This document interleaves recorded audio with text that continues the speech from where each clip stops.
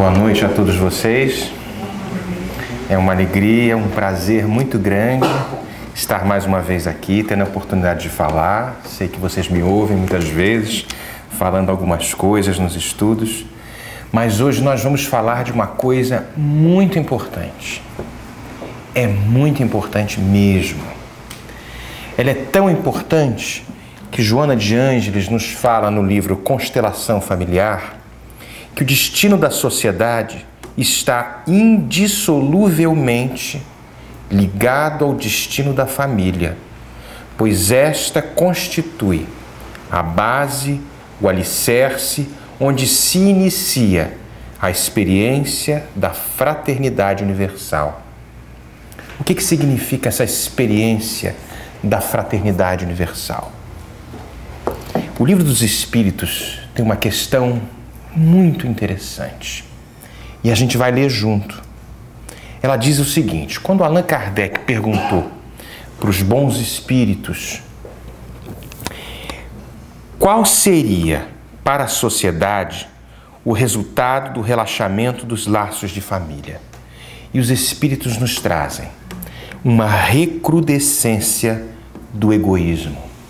Isso corrobora com o que Joana de Ângeles nos trouxe, e tantos outros mensageiros do bem que estão encarnados e desencarnados nos trazem como a primeira escola, a primeira oportunidade, porque nós vamos nesta experiência do amor filial, vindo como filhos, do amor maternal, doando como mãe a um filho ou uma filha, do amor paternal, do amor fraternal de irmãos, do amor de amizade, para que um dia a gente possa dar um voo muito mais alto, experimentando esta condição de espírito imortal que somos, para amarmos incondicionalmente.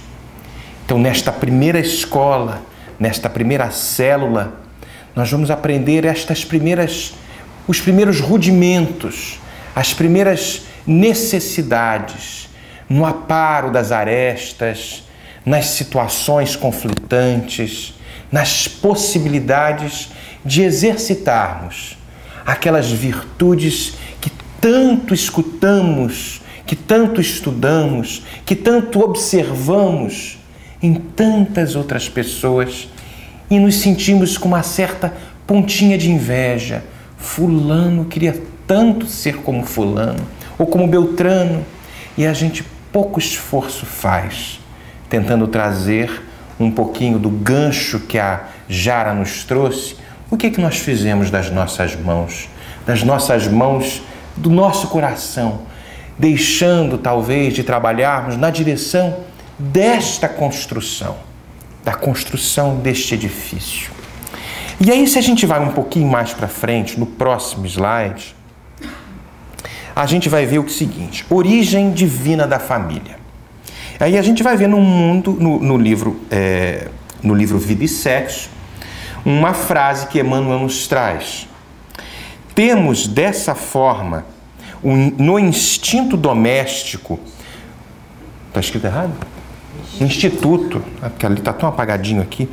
Temos dessa forma, no instituto doméstico, uma organização de origem divina, em cujo seio encontramos os instrumentos necessários ao nosso próprio aprimoramento para a edificação do mundo melhor, do mundo que todos nós almejamos, queremos viver.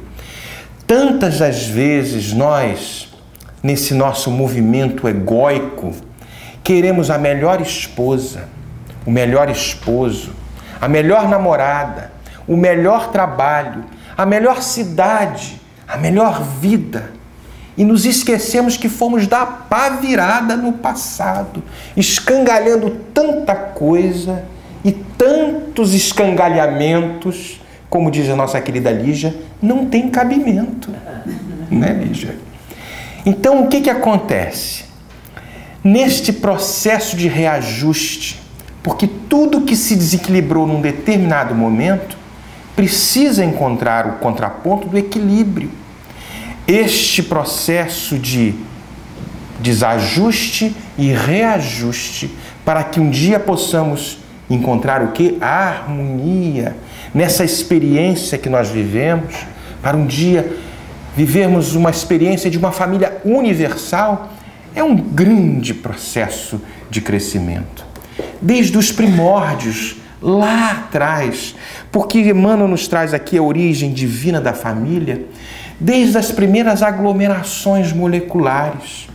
A gente brinca aqui um pouquinho de ciência, de química, de física, e nós vemos que mesmo nos reinos minerais, as moléculas que têm uma determinada afinidade, elas se aglutinam, formando as primeiras famílias de semelhanças, de afins.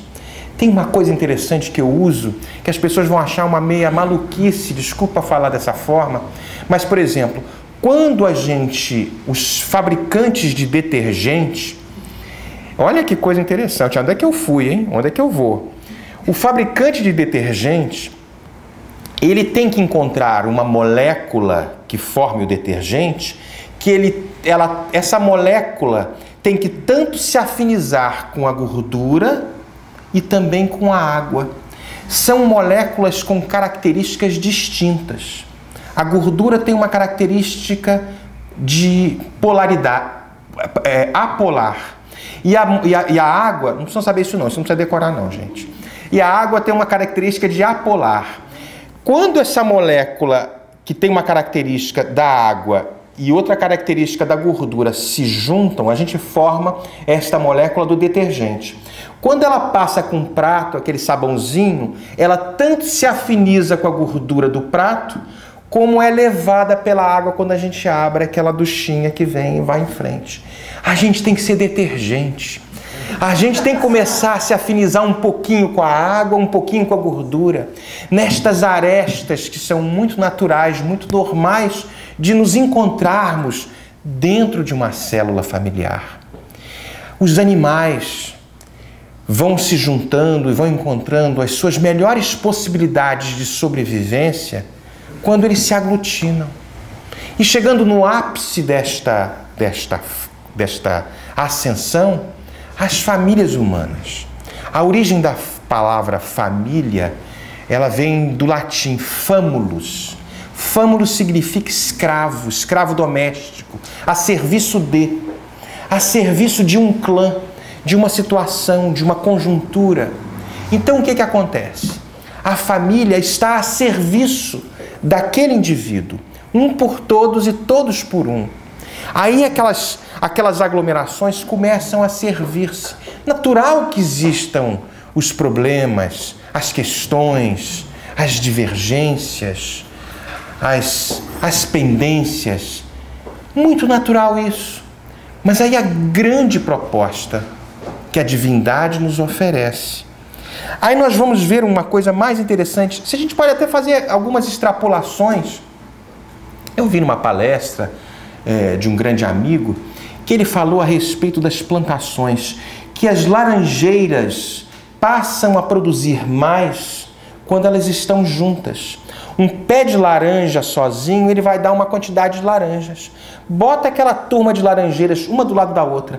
Existe uma troca energética que foge aos nossos conhecimentos, esta relação de troca, de intercâmbio, de gregário, de conjunto, que faz com que estas outras laranjeiras produzam 2 ou 3 vezes mais do que ela se estivesse ali sozinho. Ninguém vive sozinho, gente. A gente vive por um tempinho. Por isso a importância. E só quem é solitário, como diz Joana de Ângeles, quem não é solidário. Então é melhor ter uma família. Então esta proposta é divina. Aí a gente vai mais à frente um pouquinho, no livro também Vida e Sexo. O papel da família. Eu vou trazer aqui várias frases de alguns livros que nos vão trazer o porquê desta importância. Eu comecei essa nossa fala falando que isso era importantíssimo. É muito importante, sem dúvida. De todos os institutos sociais existentes na Terra, a família é o mais importante do ponto de vista dos alicerces morais que regem a vida. Emmanuel nos fala isso. Falamos da questão do homem gregário. A gente vai um pouquinho mais à frente. Eu estou lendo aqui que é melhor do que ficar virando o pescoço aqui. A família, então, da visão espírita, a família é uma bênção. A família é, pois, um grupo que caminha oferecendo mútuo amparo, revezando-se aqui na terra e no além, uns na carne, outros em espírito. Está no livro Candeias da Noite Escura, do Hermínio Miranda. Então eu coloquei aqui bênção, porque existem as famílias bênção. A família bênção é aquela que é uma alegria, os entes comungam das mesmas ideias, as possibilidades. Existe um grande pesquisador que se chama Joseph Zinker, se eu não estou enganado. Ele é um estudioso de famílias. E ele fala que a família que se relaciona bem, facilmente a gente identifica. É uma família que se comunica.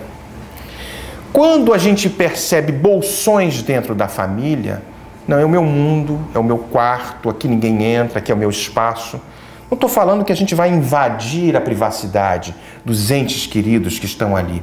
Mas uma família que é ouvida e uma família que da mesma forma fala, é uma família saudável. Joseph Zinker nos traz esta proposta, desde o mais jovem até o avô que mora junto nessa família. Por exemplo, um exemplo de família. Todos têm direito à voz. Todos vão expor os seus sentimentos, as suas propostas, de uma forma equilibrada, e o resto do clã os ouve, as ouve. Então, esta possibilidade, de uma forma desarmada, querendo o bem-estar do grupo, essa é uma família saudável, segundo Joseph Zinker. Ao passo que outras famílias que estão muito bem identificadas neste mesmo livro Constelação Familiar, que é no penúltimo capítulo, tem assim um capítulo chamado A Família Odierna. Odierna é moderna, gente, atual, contemporânea. Estou dando uma de Ivan, porque o Ivan sempre explica as palavras mais complexas, né? E a gente aprende muito. Então, a família odierna, a gente vai percebendo nesse nosso mundo atual, estes bolsões de privacidade que acabam se tornando patológicos do ponto de vista que não é saudável para a família. Por exemplo, a gente percebe, vou dar um exemplo aqui, um pai que dá um computador para o filho.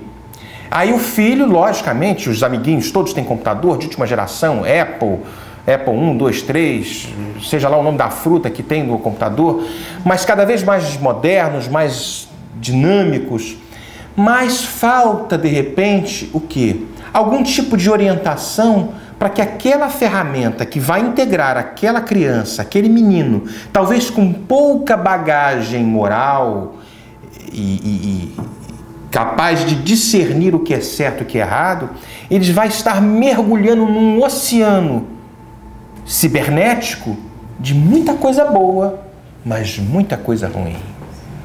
Então, muitas das vezes, os pais transferem a sua real necessidade, a necessidade imperativa de fazer o trabalho que lhes é realmente proposto pela divindade, de educar os filhos, e dão coisas, brinquedos, os aparelhos eletrônicos, e a gente perde às vezes o controle. Isso é apenas um tópico, um item deste capítulo que se chama Família Odierna, ou Família Moderna, desse livro Constelação Familiar, que é muito interessante. Aí a gente vai vendo uma série de características que muitos de nós iremos nos enquadrar nessas situações. Vamos nos identificar, minha família é assim, é assado. Essas coisas são muito interessantes. Seguimos mais em frente. Nós temos as famílias prova, como nós falamos. Temos a família bênção, onde as ideias são em sintonia, os espíritos são afins. Porque num grupo familiar nós podemos ter encontros e reencontros. Os encontros talvez pela primeira vez. Os reencontros talvez pela segunda, pela terceira, pela quarta, que podem ser mais felizes, menos felizes ou até extremamente desafiadores. E aí nós vamos vendo que, na maioria das vezes, a família é formada para auxiliar os equivocados a se recuperarem dos erros morais, a repararem danos que foram causados em outras tentativas nas quais malograram. Olha que proposta fantástica. A gente volta, reaparece numa condição, numa célula familiar, em muitas das vezes com espíritos afins, em espíritos complicados, espíritos que de alguma forma prejudicamos, e aí vem a questão, a possibilidade do reajuste. E é engraçado como a gente vai perceber as características diversas dos pais, das mães, dos filhos, como é que nós nos relacionamos. É um ponto realmente para que se faça algum tipo de análise. E aí a gente vai botar mais à frente. Eu estou trazendo mais slides aqui, que no final é que a gente vai dar uma fechada um pouquinho mais interessante. Em síntese, a família, desse modo, é o laboratório moral para as experiências da evolução, que caldeia os sentimentos e trabalha as emoções, proporcionando oportunidade de equilíbrio, desde que o amor seja aceito como o grande equacionador dos desafios e das dificuldades. Joana de Ângeles, através de Divaldo, no livro Adolescência e Vida, da editora Leal. O amor é a grande alavanca que nos possibilita, que nos capacita para que a gente possa dar este novo salto. Aí eu vou trazer a doutrina espírita como esta ferramenta fantástica que nos faz perceber que tudo existe, tudo tem uma causa, uma razão de ser. Em diversos seminários que tratam a questão da família, nós vamos ver diversos oradores que nos trazem as problemáticas referentes às situações. Houve recentemente um DVD, uma fita, recentemente, não tem um ano mais ou menos, de Alberto Almeida, que é um médico muito conhecido do Pará, que já esteve aqui conosco, e ele é uma sumidade nestas questões, porque ao seu consultório vão chegando casos diversos de familiares, e um dos casos que nos foi que nos tocou bastante, há uma filha que recebia ataques sistemáticos do seu pai, de forma constante, que a desequilibravam de tal forma que ela pensou em suicídio algumas vezes. Aí nós imaginamos, mas como pode isso? Uma mãe, um pai odiarem o seu filho? Por incrível que pareça, isso existe. Nem todas as famílias têm esta situação de profunda harmonia. Então, levantamos aqui a hipótese de que tenham sido espíritos inimigos do passado, onde um dos dois se equivocou terrivelmente, ou talvez os dois tenham se equivocado terrivelmente. E aí o entendimento da doutrina espírita nos traz, uma vez conscientes e cientes desta possibilidade que se está apresentando naquele momento encarnatório, de utilizarmos da paciência, da benevolência, da tolerância, para com aquele pai complicado, para com aquela mãe difícil, para com aquele filho rebelde, ou seja, qual for a situação. É lógico que em determinadas situações se torna muito difícil nós superarmos determinadas situações em que a ajuda de profissionais especializados na área vão nos municiar de ferramentas mais apropriadas para que a gente possa dar este passo um pouco mais adiante. E há, sem dúvida, algumas situações críticas que talvez seja melhor o afastamento. Mas tenhamos dentro de cada um de nós esse tipo de consciência. Será que eu fiz todo o possível para permanecer nesta escola, neste internato duro, áspero, rigoroso, que a providência divina me oportunizou? Porque muitas das vezes, quando nós saímos desta célula, nos afastando por talvez um pequeno capricho, aí a gente pensa, eu quero casar. Quanta gente se casa pensando em se livrar dos pais? É verdade? Não levante a mão se alguém fez isso.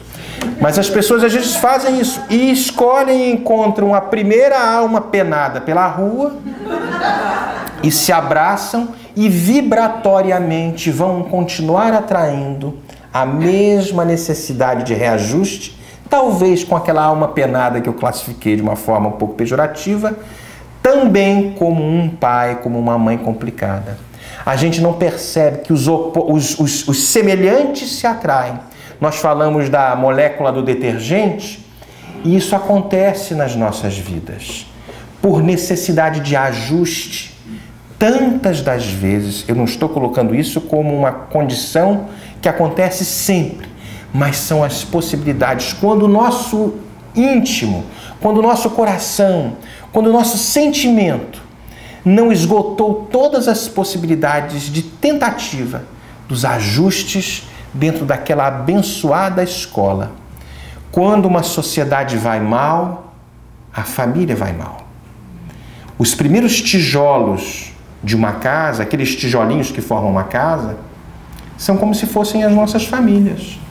Quando uma sociedade tem hábitos perniciosos, leis equivocadas, situações distintas, a família vai mal, muitas das vezes.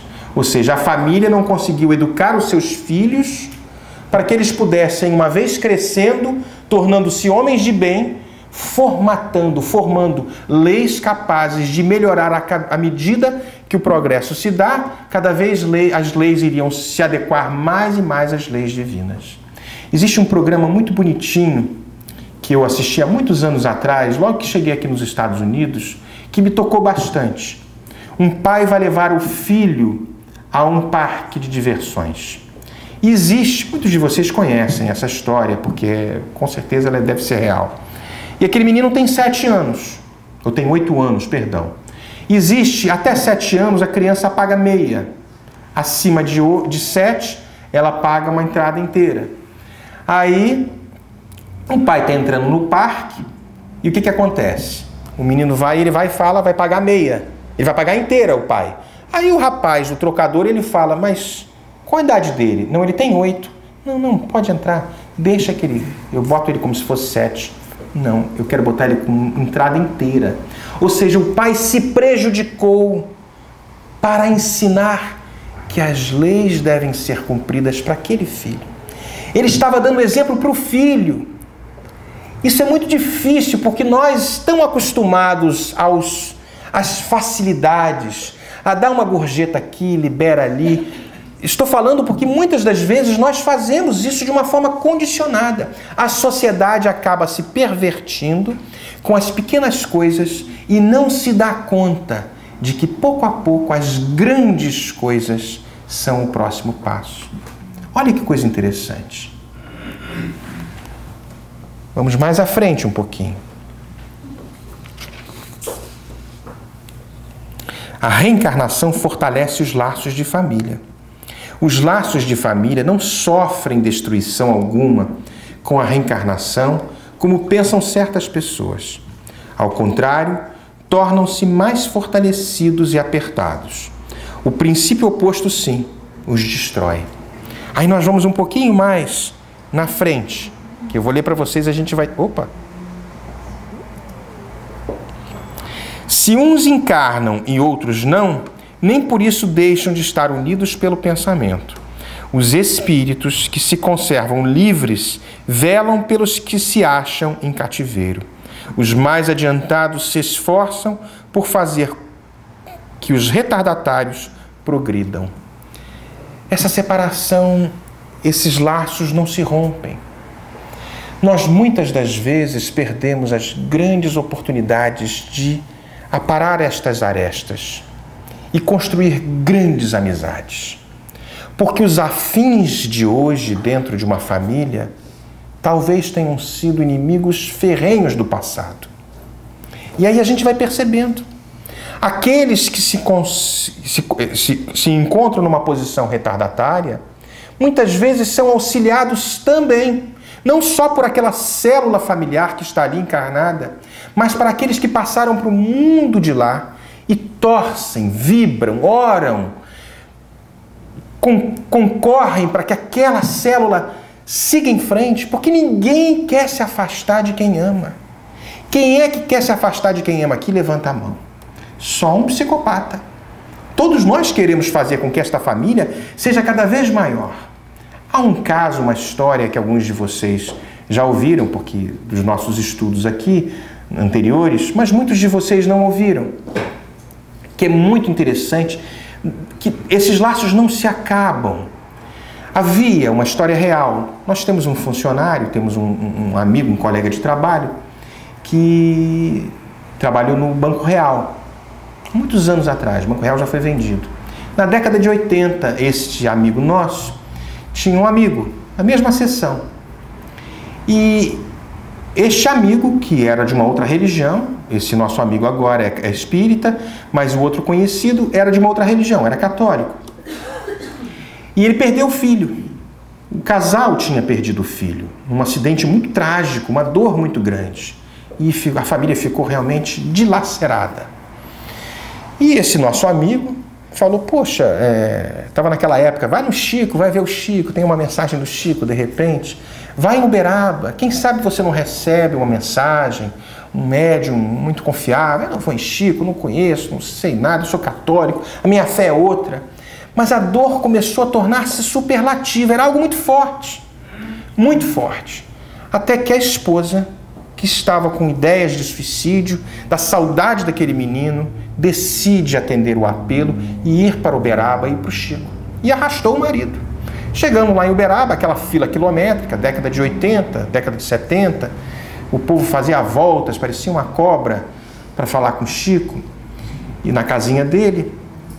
E ele falou, meu Deus, como é que eu vou entrar nessa fila aí? A gente vai ser atendido daqui a uma semana. Eu falei, não, vou entrar. A mãe realmente, a esposa muito afetada, entra na fila. E o Chico, como diariamente fazia aquelas procissões, saía dos seus trabalhos assistenciais, estava vindo. Essa história é real, gente. Estava vindo. E encontra ali uma moça, aquele casal. E ele, naquela mediunidade fantástica de Chico, olha para a moça, minha filha, mas que sofrimento, venha cá. Os nossos amigos vão permitir que você fure a fila. Estende a mão, ela não entende muito bem, não se dá conta daquilo, e vai, o marido vai junto, e os dois furam aquela fila imensa e vão para dentro da casinha do Chico. Passam uns 40 minutos, sai ela com alguns papéis, as lágrimas molhando a roupa inteira, o pai também, e saíram ali. Chegaram em São Paulo, perguntaram para o nosso amigo, Yara conhece a história, né, Yara? Conversaram com o nosso amigo. E aí, o que aconteceu? Eu falei, não, nada não aconteceu. Mas como nada? Não é possível. Não, nada. Ele não falou nada, ficou fechado, em copas, ali travado. E muitos anos se passaram e o nosso amigo não entendeu muito bem. A história tem alguns ajustes, eu estou dando uma resumida muito bem, não dá tempo. Mas a história é que o seguinte, um dia ele vai e se abre. Não, nós recebemos uma notícia realmente do Chico. O Chico nos psicografa uma mensagem do nosso querido fulano de tal, de que ele se encontrava no mundo espiritual e passou detalhes que só nós sabíamos. E ele disse, o espírito, o filho, que se encontrava muito feliz, porque ao chegar no mundo espiritual, encontrou o seu paizinho biológico que o recebeu com muito amor. E o pessoal não entendeu muito bem e ele falou, eu vou te contar uma história que ninguém sabia, nem a família, nem as nossas famílias. Minha esposa era noiva do meu melhor amigo no interior de Minas Gerais. E ela tinha ficado grávida. Na década de 50, isso era uma grande vergonha. Uma mulher grávida que não estava casada. E eles prepararam o casamento, aceleraram para que ela não pudesse, a barriga ser percebida, Só que este meu melhor amigo, noivo dela, morreu. E ela falou, meu Deus, é desgraça total. E eu era apaixonado pelaquela moça, mas eu respeitava muito meu amigo e nunca me declarei. Quando ele morreu, eu falei assim, agora é a chance. Por amor, não foi desta forma. Eu caso com você. Eu caso com você.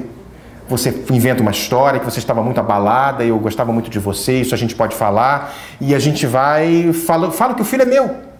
Nem sua mãe, nem seu pai, ninguém da família, ninguém da cidade vai saber. E ninguém soube. Aquilo foi um segredo guardado às 7 chaves. E aquele médium chamado Chico Xavier traz esses pormenores de que o menino havia ficado muito feliz que descobriu que tem 2 pais. Um que o recebeu no céu e aquele que orava diariamente por ele na terra. Que a mãe ficasse calma, porque as coisas iriam dar certo, que a sua dor o perturbava profundamente. E aí a gente vai vendo, estes laços não se rompem. Assim como estas histórias, outras histórias belíssimas, ilustram a literatura espírita e nos trazem a certeza de que a vida continua, de que esses laços jamais se rompem, que há esperança. Por isso é importante, quando nós sabemos disso tudo, trabalhemos as nossas arestas, porque vai ser, no amor ou na dor, é melhor que sejamos nós aqueles que amemos. Porque muitas das vezes, numa situação muito conflitiva, nós elegemos nos afastar, nos separar e perdemos oportunidades de exercitarmos a nossa paciência, a nossa benevolência, a nossa tolerância. São escolas. Olha a ótica como é mudada. Quando a ótica do ser humano passa a ter uma visão de espírito imortal, ele passa a encarar a vida de uma forma diferente. Isso é tão importante. Fortalecimento dos laços, nós já falamos. Eu fui pulando os slides todos aqui. A encarnação apenas momentaneamente os separa, porquanto, ao regressarem à erraticidade, novamente se reúnem como amigos que voltam de uma viagem. Muitas vezes, até uns seguem a outros na encarnação, vindo aqui reunir-se numa mesma família ou no mesmo círculo, a fim de trabalharem juntos pelo seu mútuo adiantamento.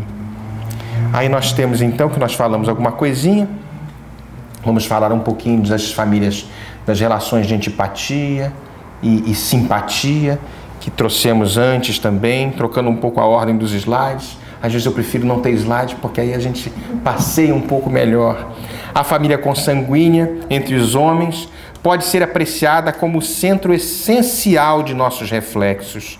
Reflexos agradáveis ou desagradáveis, que o pretérito, que o passado nos devolve. Pensamento e Vida, Chico Xavier. Aí o que tem as simpatias? Botei os dois aí abraçadinhos, como vocês conhecem aí, vocês abraçadinhos com seus irmãos, com seus parentes, com seus pais, com as suas mães. Após cada existência, todos têm avançado um passo na senda do aperfeiçoamento. A união e a afeição que existem entre pessoas, parentes, são um índice da simpatia anterior que as aproximou. As heranças e as parecenças físicas são decorrências dos gametas, ou seja, das células sexuais. No entanto, o caráter, a inteligência e o sentimento procedem do espírito que se corporifica pela reencarnação sem maior dependência dos vínculos genéticos com os progenitores. Aí nós vamos nas antipatias.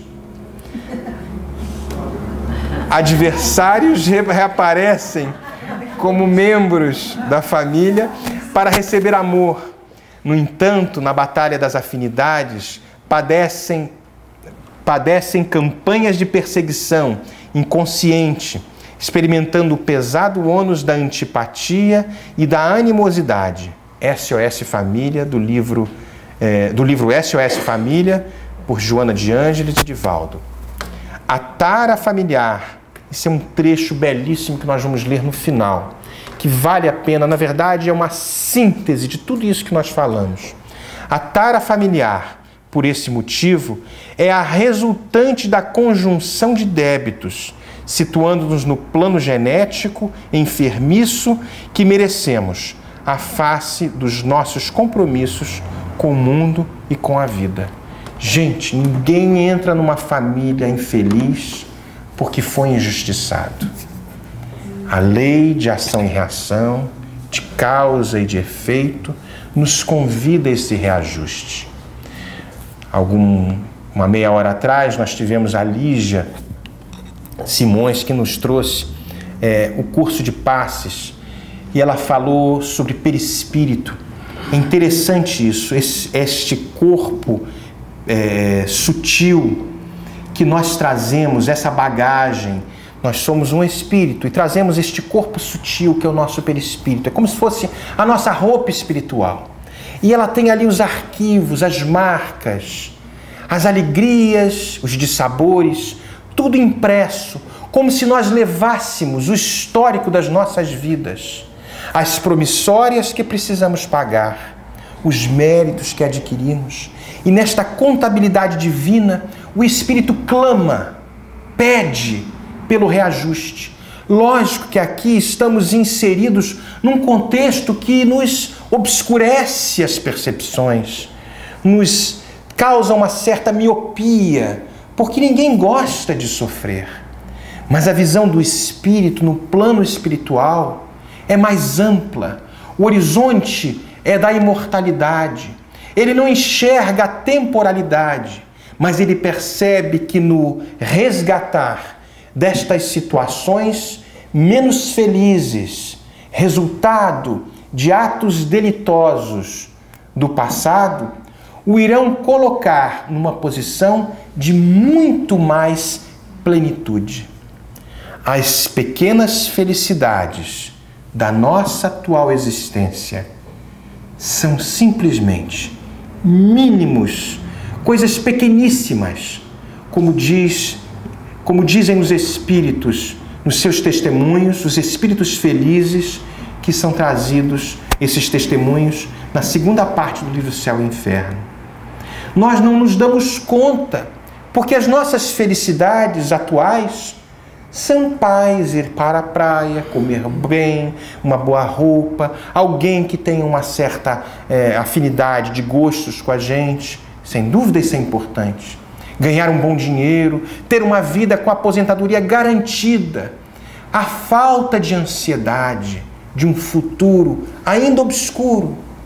Mas a verdadeira felicidade, se nós pudermos observar, vai muito além. A vida não cessa no túmulo, a vida continua. A vida é um exercício constante de crescimento. Quando a ótica muda, tudo muda. Passamos a dar passos diferentes. A nossa vida vai ser guiada, vai ser balizada por situações que muitas vezes nos limitam momentaneamente e que nos constrangem e que nos convocam às vezes a doses de sacrifício que alguns lá fora vão nos falar: meu Deus, ele é um louco, eu não entendo você.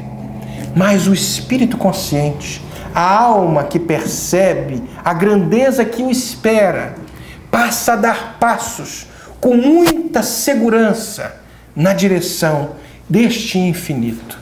Vale a pena ler esta segunda parte, especificamente os relatos que nos trazem os espíritos felizes do livro Céu e Inferno. Esse slide aqui eu vou pular. Nós falamos um pouquinho da família odierna, das questões dos filhos, de como realmente lidar com essa situação. Eu vou ler rapidamente. Um mundo, por mais áspero, representará para o nosso espírito a escola de perfeição, cujos instrumentos corretivos bendiremos um dia. É o que nós falamos na nossa fala anterior.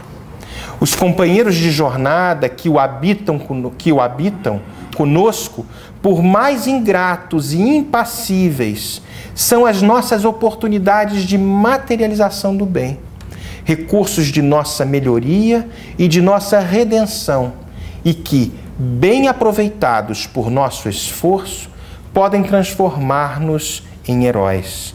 No livro Roteiro de Chico Xavier.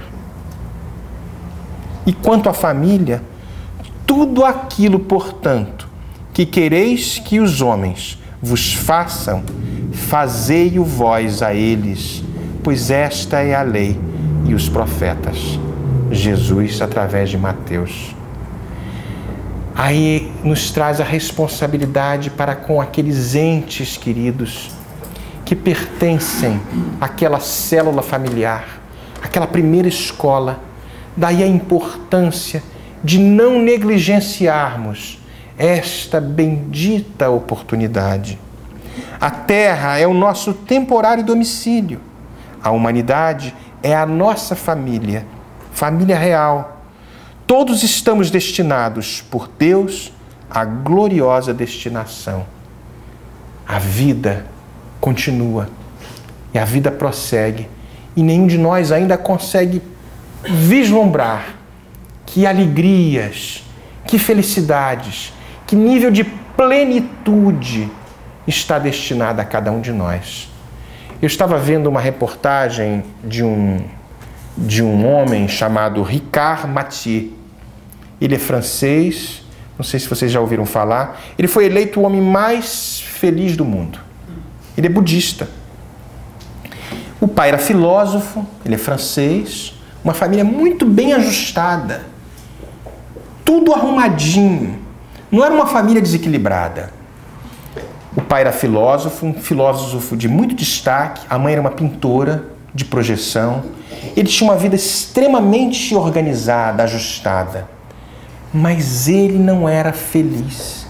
Não com conflitos. Ele não era aquele adolescente conflituoso que não sabia, tipo rebelde. Um quadro do Chico Anísio, Jovem é Outro Papo, não tinha um troço desse? Para quem não conhece, que é mais jovem, era um adolescente rebelde, era uma coisa assim meio interessante. Ele buscava alguma coisa. E aí encontrou no budismo, sem dúvida, níveis de plenitude, de reflexão, que o colocaram numa posição de muito interessante para análise. Muitos cientistas começaram a fazer algumas análises através de tomografia computadorizada, SPEC, aqueles equipamentos, e perceberam que este indivíduo não sente medo, não sente angústia, não sente ansiedade. As diversas situações e os testes de laboratório que foram oportunizados para ele demonstraram uma congruência de ondas cerebrais que indicam uma suprema harmonia e uma plenitude que nos trazem questionamentos. Aí ele vai falar nas suas entrevistas, esse homem, Ricard Mathieu, que hoje é o ajudante, é o braço direito do Dalai Lama, muitas coisas que corroboram com a doutrina espírita.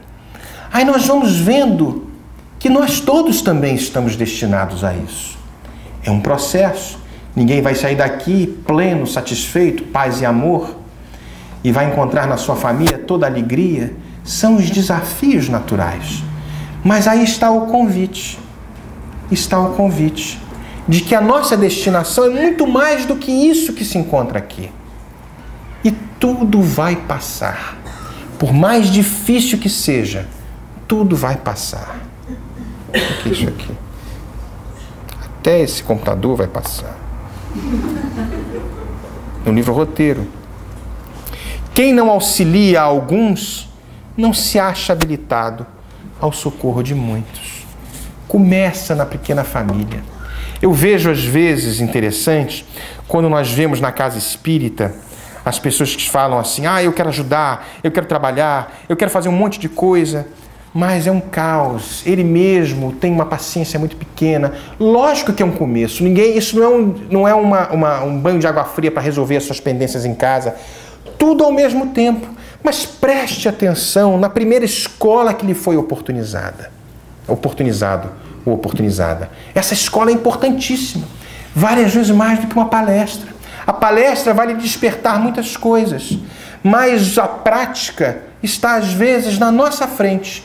E nós colocamos de lado, querendo muitas vezes a postura do monge que foge do mundo e se enclausura no templo, achando que este templo, seja numa casa espírita, seja num templo budista, numa igreja católica, ele se retira do mundo e esquece de que ali está realmente a sua oficina de trabalho.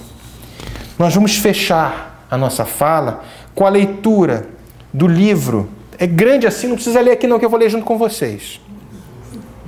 Do livro Família, Pensamento e Vida, que eu acho que isso aqui é uma síntese de tudo que nós falamos. E se vocês quiserem prestar atenção, vão se identificar em muitas coisas. A família consanguínea entre os homens pode ser apreciada como o centro essencial de nossos reflexos. Reflexos agradáveis ou desagradáveis que o pretérito nos devolve. Certo, não incluímos aqui os espíritos pioneiros da evolução que, trazidos ao ambiente comum, superam-no de imediato, criando clima mental que lhes é peculiar, atendendo à renovação de que se fazem intérpretes. Comentamos a nossa posição no campo vulgar da luta. Cada criatura está provisoriamente ajustada ao raio de ação que é capaz de desenvolver ou, mais claramente, cada um de nós apenas, pouco a pouco, ultrapassará o horizonte a que já estenda os reflexos que lhe digam respeito. O homem primitivo não se afasta de improviso da própria taba, mas aí renasce múltiplas vezes.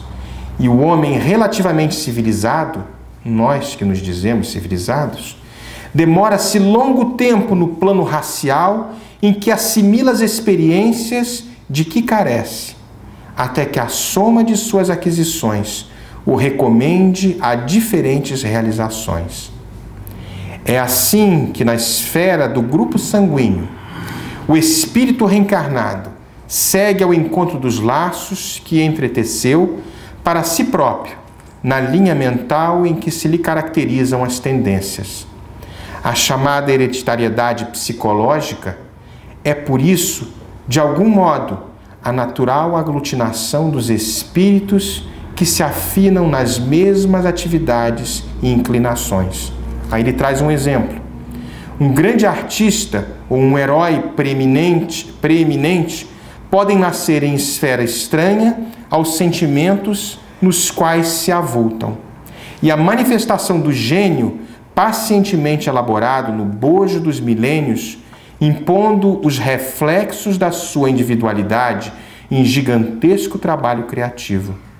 Todavia, na senda habitual, o templo doméstico reúne aqueles que se retratam uns nos outros.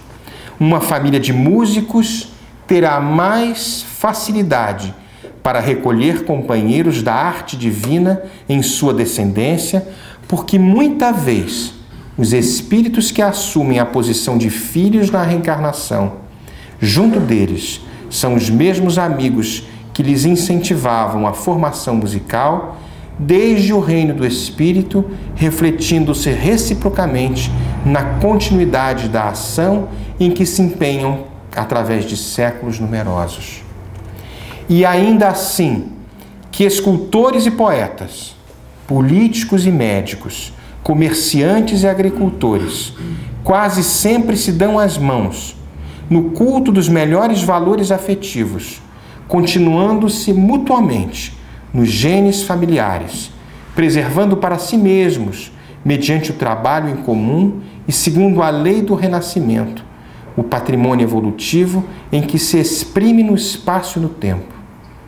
Também é aí, de conformidade com o mesmo princípio de sintonia, que vemos dipsomanos e cleptomaníacos, tanto quanto delinquentes e enfermos de ordem moral, nascendo daqueles que lhes comungam espiritualmente as deficiências e as provas, porquanto muitas inteligências transviadas se ajustam no campo genético daqueles que lhes atraem a companhia por força dos sentimentos menos dignos ou da conjunção de débitos, situando-nos no plano genético enfermiço que merecemos, à face dos nossos compromissos com o mundo e com a vida. Dessa forma, somos impelidos a padecer o retorno dos nossos reflexos tóxicos através de pessoas de nossa parentela, que nos devolvem por aflitivos processos de sofrimento.